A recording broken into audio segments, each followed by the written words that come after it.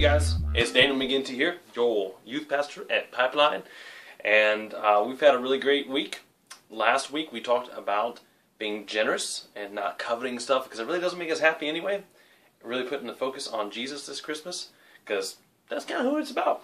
Anyway, so I found these really good videos I thought you'd like. I try to make them as short as possible. I hope you like them. Have fun being generous this Christmas.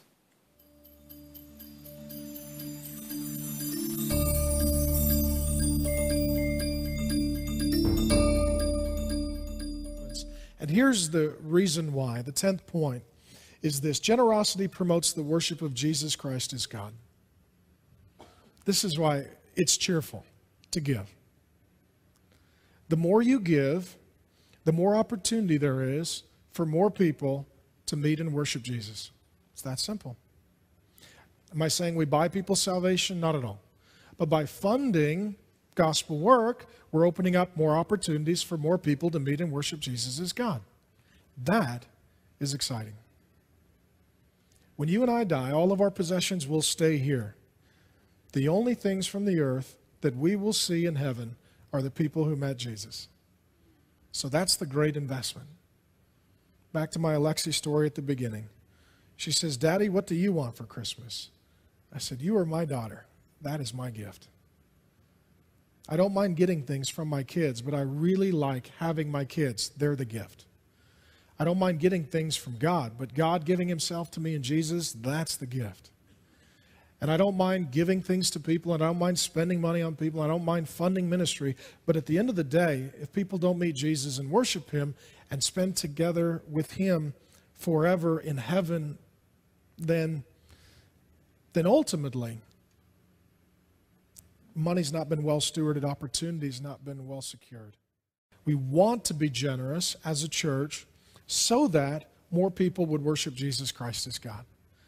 When we give instead of take, when we bless instead of curse, when we help instead of criticize, the question will invariably be raised, why? Why? And the answer is, Jesus is alive. He's a giver, not a taker. He loves you. And he sent us here to share his grace. We want to be generous. Why? So we can get glory? No, because God is generous. And what it means to be a worshiper is to reflect the generosity of God. Not so that we get glory, but so that God gets glory. And people wonder, why is there generosity? His name is Jesus. He's the most generous of all. He gave his life that we might have life. And everything we have belongs to him, and we want to steward it in such a way that honors him and helps others. What she says is that her God is a generous God. The rich he is sent away empty. The rich are meaning the greedy. Those who use people and love money. It's not that they love people and use money. Everything for them is about more profit, not more gospel. That money has become their God. They worship money. Their car, their possessions, their status, their health. And let me say this, it's not a sin to make money. Two things. Depends on how you get it, and it depends on what you do with it.